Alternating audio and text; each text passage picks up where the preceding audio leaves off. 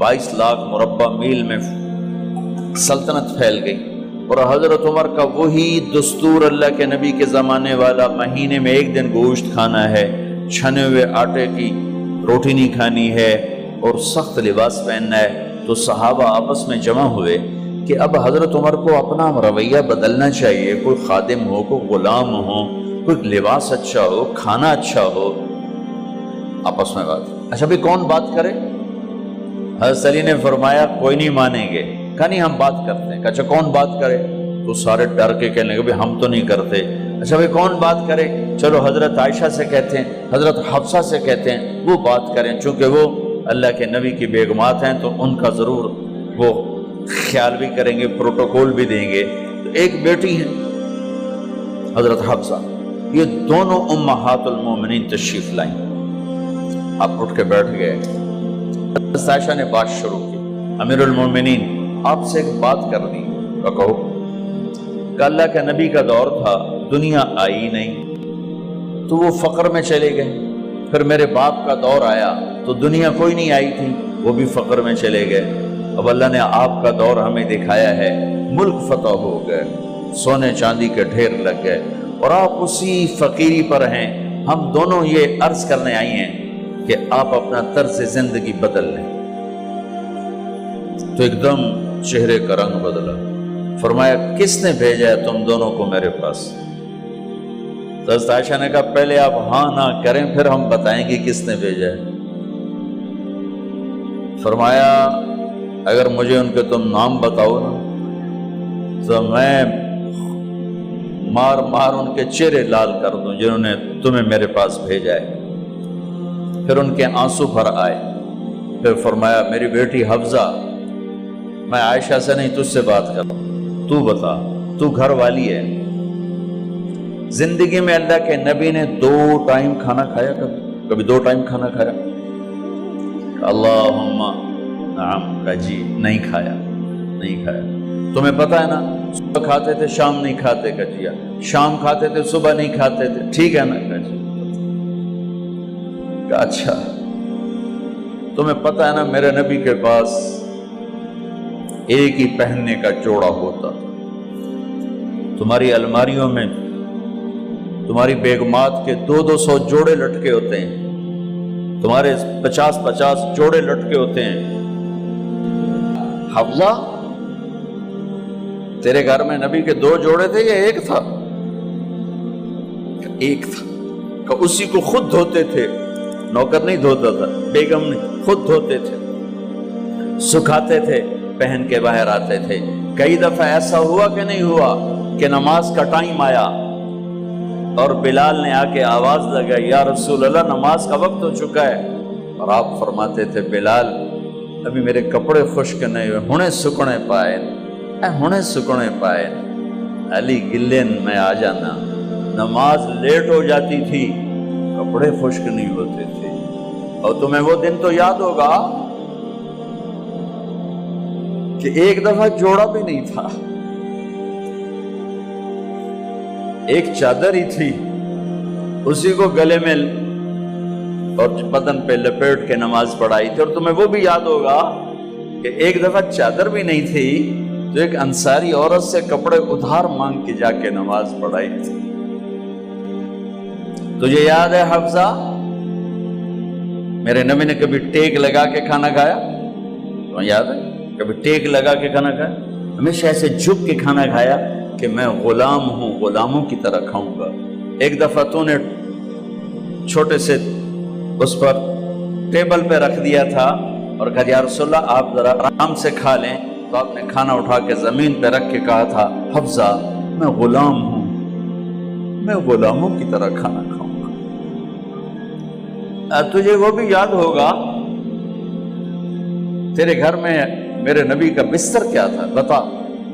क्या जी एक टाट था, टाट जो दिन में फैला देती थी, रात को दोहरा कर देती। का अच्छा वो रात याद है जब तूने उसी टाट की एक की बजाय 2 तह लगाई थी और सुबह अल्लाह के नबी ने पूछा था हफ्सा मेरा बिस्तर तब्दील कर दिया? का नहीं या रसूल अल्लाह वही है, میں نے ایک کی 2 تہ لگا دی تاکہ آپ کے لیے تھوڑا نرم ہو جائے۔ کہ نہیں حفظہ، اس سے جیسا پہلے تھا ویسا ہی کر دو، میں رات کو اٹھ کے اللہ سے باتیں کرتا ہوں، اس کی نرمی نے مجھے اٹھنے میں ذرا رکاوٹ پیدا کی۔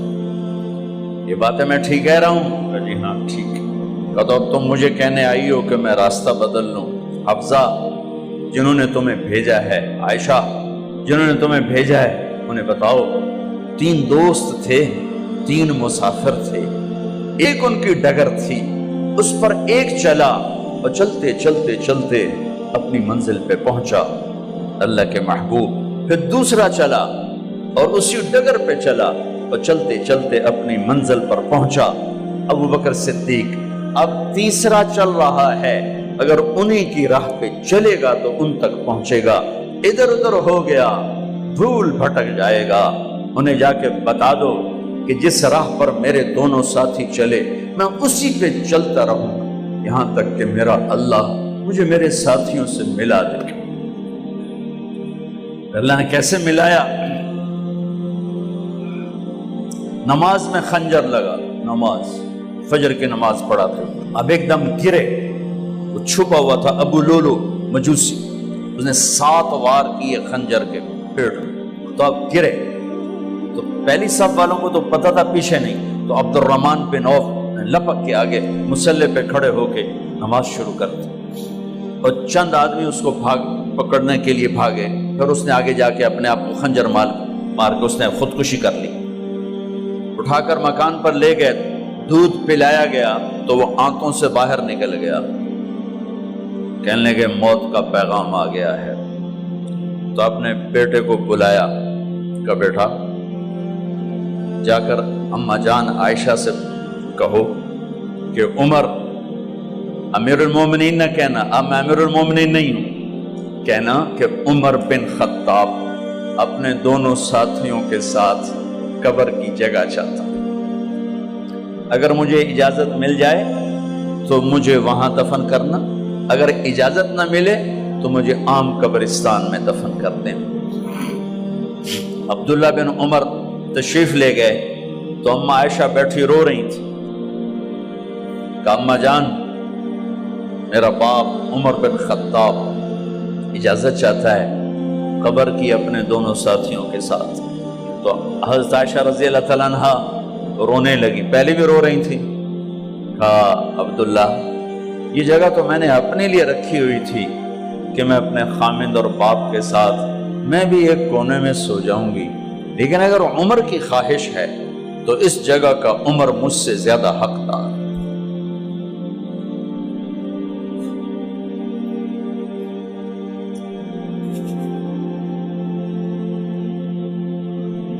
بیٹے نے آ کر کہا ابا جان مبارک ہو، اجازت ہو گئی۔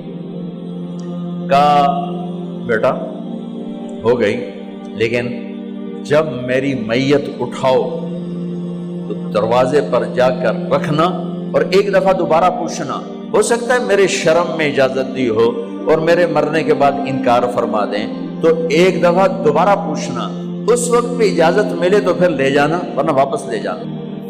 حضرت علی اور حضرت حسن تشریف لائے جس دن انتقال ہو رہا ہے، تو گھبراہٹ دیکھی، علی نے فرمایا عمر موت سے ڈر گئے ہو؟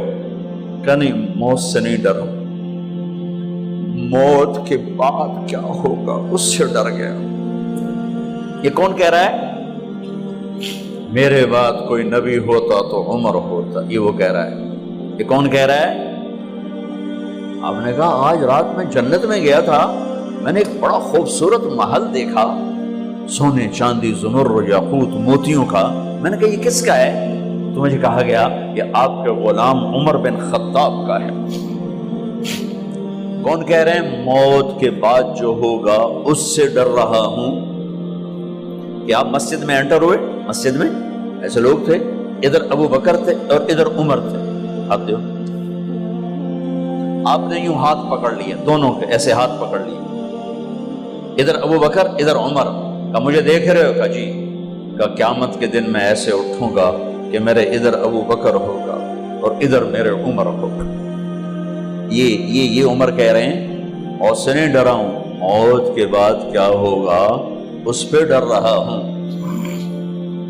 تو حضرت علی نے فرمایا کیوں ڈرتے ہو؟ میں گواہی دیتا ہوں، میں نے کئی دفعہ اللہ کے محبوب سے سنا کہ جنت کے بڑی عمر کے، ایک تو نا جنت کے نوجوانوں کے سردار، وہ تو حسن حسین ہیں، میں نے کتنی دفعہ سنا اللہ کے نبی سے کہ جنت میں بڑی عمر کے لوگوں کے سردار ہیں ابو بکر اور عمر۔ تو آپ نے کہا قیامت کے دن گواہی دو گے؟ آپ نے کہا، حضرت علی نے کہا میں بھی گواہی دوں گا، میرا بیٹا حسن بھی گواہی دے گا۔ وہ حضرات تشریف لے گئے تو موت کی آہٹ کو محسوس کیا تو بیٹے کی گود میں سر تھا عبداللہ بن عمر کا، بیٹا یہ زمین پہ لٹا۔ انہوں نے یہاں سے ہٹا کر یہاں سر رکھ دیا۔ وَيْحَكَ، سنا نہیں کیا کہہ رہا ہوں، زمین پہ ڈال دے۔ ان کا جی نہیں چاہ رہا تھا، کیا کہہ رہا ہوں، زمین پہ ڈالو۔ انہیں آگے کر دے، وہ پیچھے اٹھ، اپنا چہرہ مٹی میں یوں رکھ اور مٹی میں منہ ملنے لگے ایسے، اور کہہ رہا ہے وَيْلٌ لَكَ يَا عُمَرْ إِن لَّمْ يَغْفِرْ لَكَ عُمَرْ إِن لَّمْ يَغْفِرْ لَكَ رَبُّكَ، اے عمر اگر تیرے رب نے آج تجھے معاف نہ کی تو ہلاک ہو۔ وَيْلٌ لَكَ وَلِأُمِّكَ وَيْلٌ لَكَ وَلِأُمِّكَ يَا عُمَرْ إِن لَّمْ يَغْفِرْ لَكَ رَبُّكَ، عمر اگر آج تجھے اللہ نے معاف نہ کی تو ہلاک ہو۔ اتنے بڑے مقام والے، 1,24,000 میں ایک آدمی ہے مراد، جسے مانگا گیا ایک آدمی، یا اللہ عمر دے دے میرے اسلام کی بلندی کے لیے۔ وہ کہہ رہے ہیں وَيْلٌ لَكَ يَا عُمَرْ إِن لَّمْ يَغْفِرْ لَكَ رَبُّكَ،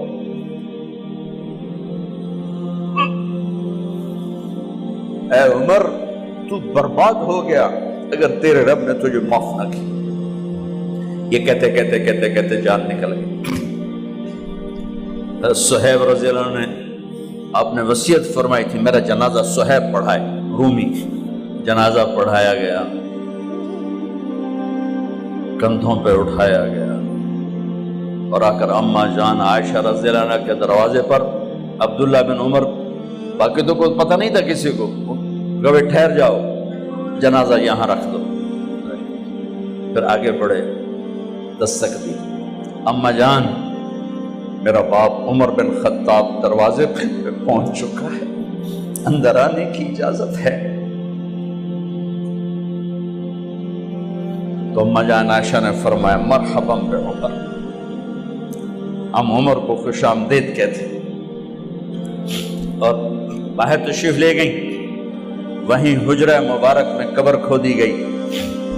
عبداللہ بن عباس فرماتے ہیں کہ میرے کندھے پر کسی نے ہاتھ رکھا تو میں نے یوں پیچھے مڑ کے دیکھا تو جناب امام المتقین حضرت علی کھڑے ہوئے رو رہے تھے اور فرما رہے تھے عمر مجھے پتا تھا تیرے سوا یہاں کوئی نہیں آ سکتا، مجھے پتا تھا یہاں تو ہی آئے اور کوئی نہیں آ سکتا، چونکہ میں نے ہزاروں دفعہ سنا